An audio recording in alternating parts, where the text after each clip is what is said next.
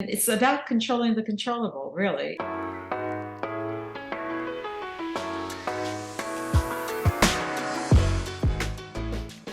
Welcome, everyone. My name is Tori Singer. I'm a reporter for MBA Chic, and I am joined today by financial expert Laura Mattia. So, Laura has over 30 years of experience in the field. She fills her very busy schedule as an educator, a speaker, an author, and the principal financial planner at Atlas Fiduciary Financial. So, Laura, thank you so much for your availability to connect with us today. It's my pleasure. It's an honor to be here. Today, we're going to focus a little bit about the Women's Money Empowerment Program, which is a program that you are the creator and director of at the not-for-profit, the Women's Resource Center. So I was wondering if you can describe the goal of this program and introduce our audience a little bit to the Women's Resource Center as well. Sure. So I've been working with women and money for many years, individually and both commercially and not. And even in terms of academic, I do have a PhD, and my PhD thesis, a lot of the articles that I've published all have to do with women and money.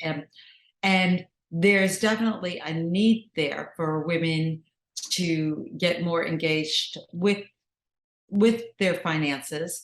And we wanted to provide a resource that women could go to, a resource where they could get unbiased, objective, merit-driven guidance and advice, so not sales. And honestly, to get that type of advice, you usually have to have significant money. And so we wanted to take that barrier away and just be there for women to get this kind of advice.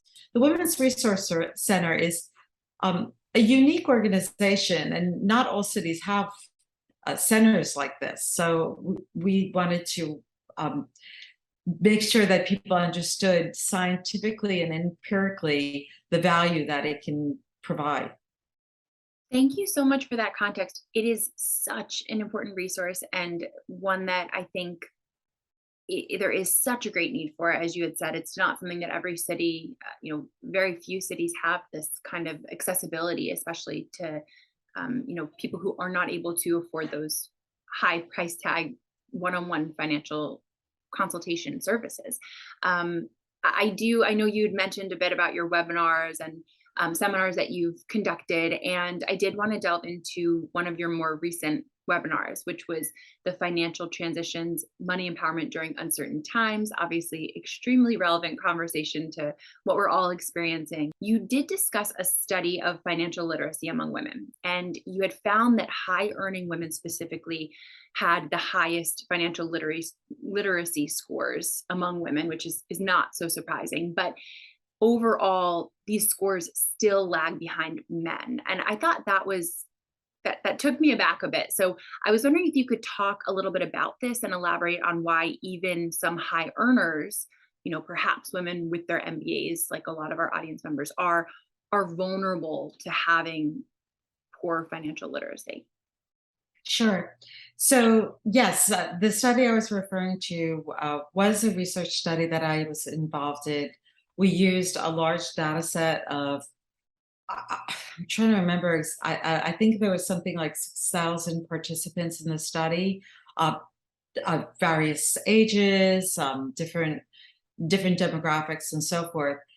And they were given a financial literacy test, exam, if you will, and it was based upon different areas. It included investing and borrowing and saving and a couple of other facets to what you need to know in the financial arena.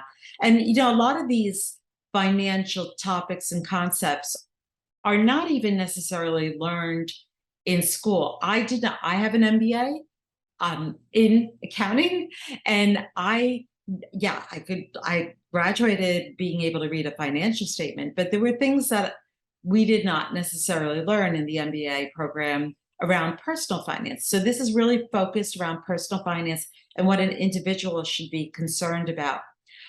We saw, first of all, that divorced and widowed, never married, women that were once married and then were no longer married, they scored absolutely the worst. And the reason with that, without getting into the theory, is that it's been shown that women will tend to delegate duties to their spouse, really for the sake of efficiency. But it doesn't do them any good, because now they're unfortunately left in a situation where they have not built up their financial skills and made financial decisions throughout the course of their life. And now they're by themselves, having being faced with financial questions and decisions that they have to answer. So we saw they scored the worst. The high earners did score the best, and those. But first, I should back up with the women who were once married and never married. You might argue, well, okay, fine, those will tend to be maybe the older cohorts, where in the old days, traditionally, women would always let the men manage money. And so we said, okay, fine, let's look at that. And we saw that that was not the case, that it was across the board, and that even young women, very young women, right out of college, will start delegating the financial decision making just for the sake of efficiency. Okay, yeah, I'll do the food shopping and taking care of the child or whatever, and you do taking care of the money and taking care of the cars or whatever. Well, I don't care about them taking care of the cars. Let them take care of the cars. But we need to be involved in the financial decisions as well, because that's where we're developing that muscle and we're learning what works and what doesn't work, so that when we wind up having a lot of money, we can actually make good decisions for it. So we looked at then the higher earner women, and higher earner women will tend to want to be more engaged. And this is actually, I mean, I can quote the theory and the back literature behind this, but even just common sense. When we're earning a lot of the money, maybe we're actually the primary breadwinner, or at least a contributing breadwinner, we absolutely want to make decisions because this is the money we worked hard for. So the higher earner women will get more engaged in the decisions than the lower earner women. And we saw the lower earner women also not financially literate, regardless of whether they had children or not. So it wasn't an issue of whether you have a child or not, whether you're babies or not. It's more an issue of whether you felt that you had a right to get involved in the decisions. And still, though, those high earner women, thank you for the backstory with that as well, and the descriptors with the different subsets that you studied. Those high earner women that are more involved in that financial literacy and building that muscle, still lagging behind men. So there still is work to be done, even in the most literate of the groups that you studied. Is that correct? Correct. Because the men will always get engaged in financial decision making, even if they're not the breadwinner. They want to know what's going on with the money. The women don't always get as involved. So that's really what the difference is. The men will actually see it as their job. And some women will say, well, fine, you see it as your job, you take care of it. And I've seen, I had a friend who was an MBA and was even a personal financial planner, believe it or not. She worked on Wall Street. And because she was so busy going into Manhattan every day, she wound up saying, okay, to her husband, you can take care of the finances. Only later on, when they were in the process of getting a divorce, did she find out and realize that the choices he made were not good. And maybe even some of the money possibly just went missing. And it was really our conversation when we talked about what happened. She was just in shock because her words were, if this could happen to me, this could happen to any woman. And so, the wake up call to all of us is that we need to pay attention, whether we're doing it at 11 o'clock at night or whenever we're doing it, we need to pay attention to what's going on with our finances. Thank you for that. That's a really important message, I think, to get across to everyone. Curious now if we could move on to another element in that webinar that I found really striking and just a good lesson to carry for anyone financially, which is the breaking down the three bucket approach to ensure financial security. Specifically, right now during this current uncertainty we're facing economically, there's a lot of fear, concern, which I know is never a good recipe for making big financial decisions. But I was hoping you could kind of delve into and break down those three buckets, that approach Yeah. that you talk about. Yes. Yes. So this current environment does really heighten and highlight the problem that we have when we are potentially we have a long-term horizon. And even women that come to me at the age of 65 and they say, okay, I'm ready to retire, they still have a long-term horizon. There is a high probability that they could live to 90 or maybe even 100 these days. And so that they could easily live another 30, 35 years. And if you think about what's going on with inflation right now, and let's just take the rule of 72, because most of us have been taught the rule of 72, easy way of calculating this. If you take a 7% inflationary rate, you know that within 10 years, your money, your purchasing power can shrink by 50%. So if you had, it cost you, $100,000 to run your household today, 10 years from now, you're going to need $200,000 to run your household to get the same services, to get the same products, food, et cetera, et cetera. So we know that inflation can do a lot of damage to our purchasing power. So we need to have investments that will stay ahead of inflation and also taxes, which tend to be the more investments slanted towards equity, whether it's domestic equity or international equity. However, at the same time, we have short-term needs, and investing in the market, if you haven't learned that by now, you really do need to understand that investing in the market is a long-term proposition. Only money that is able to stay on the roller coaster. I always say, determine what your overall risk profile is and what you can stomach in terms of market downturn, and invest accordingly. And then sit down and ride the roller coaster. And there are going to be times where the roller coaster is dipping down very, very low. And that is not the time to take off your seatbelt and walk away. So once your money is in the markets, you need to pay attention, of course, and make adjustments. But you can't just sell wholeheartedly in the middle of a market downturn. You need to have cash available for short-term needs. And so the two big buckets are the long-term investments and the short-term cash that you need available. And usually people ask me, how much cash should I have available?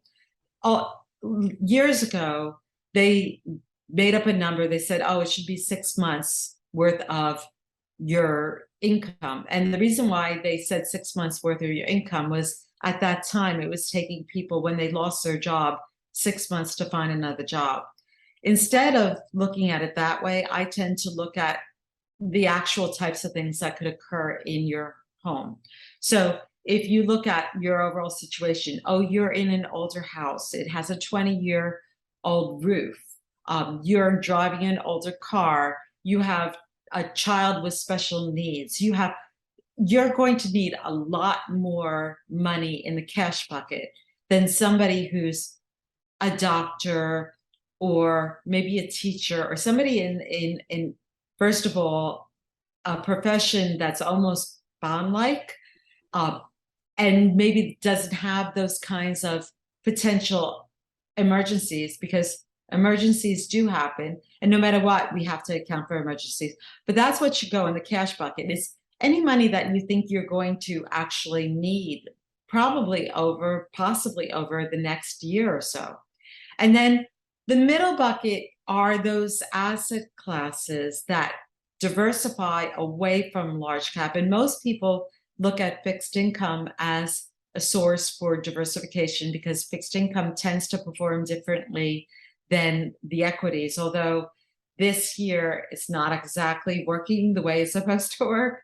But there are some other asset classes that you can choose that have different patterns of behavior. I always say they have a different source of risk, so that when the US stock market is misbehaving, uh, international markets will probably misbehave as well. But there are other investments, perhaps investments such as commodities or some other alternative lending vehicles. There's some other vehicles that you can find that have different sources of risk that can diversify away from that. And they might be more middle, maybe they're not as aggressively positioned, but they provide some other opportunity for you to have money available to you if you need it. Right now, I would say the market, please excuse me, I don't know exactly where we are today. I know at one point we were down in the US stock market about 15%. There was ups, there were downs. I don't know. Let's assume that we're down 15%. If you have some of these alternative investments, maybe that group is down by like 2%. And that's what you're looking for, is you're looking for different buckets with different exposures so that you can have access to them at different points.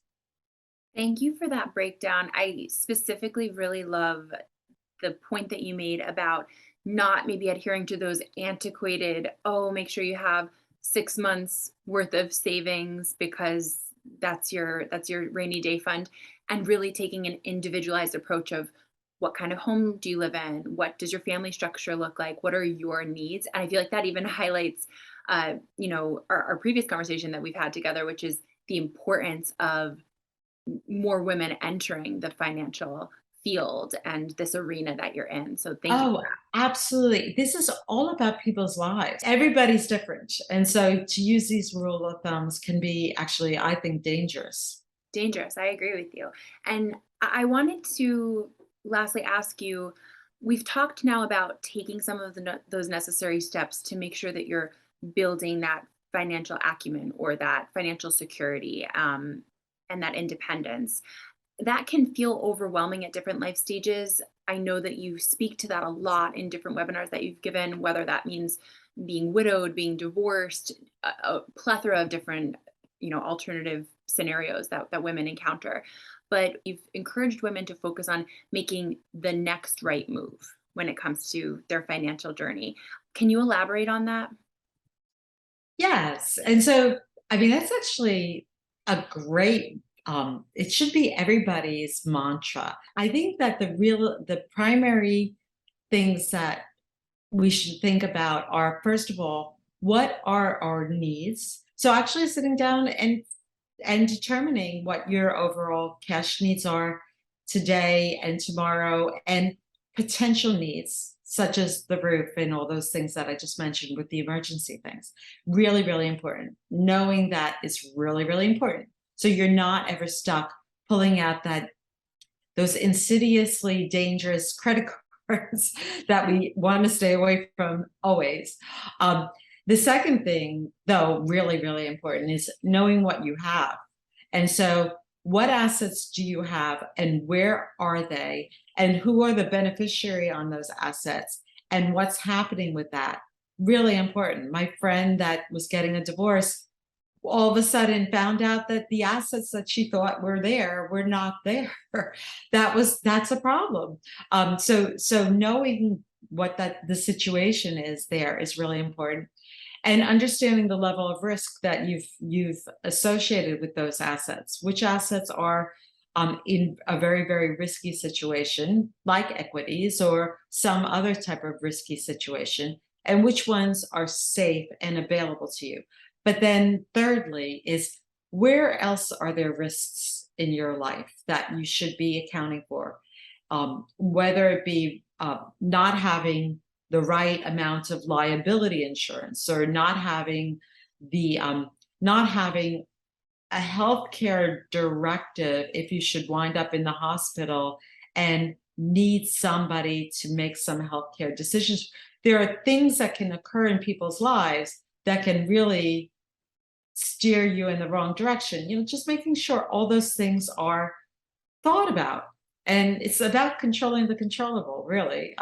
What can we control? Because there'll be things that happen in life that, oh, well, there's nothing we could do about it. But there are things we can do. So thinking that through and coming up with a game plan. Thank you so much for your time and your insight. It was so beneficial, and I'm really excited to share your thoughts. And I hope that we have many future conversations. Sounds great, Tori. Thank you for having me.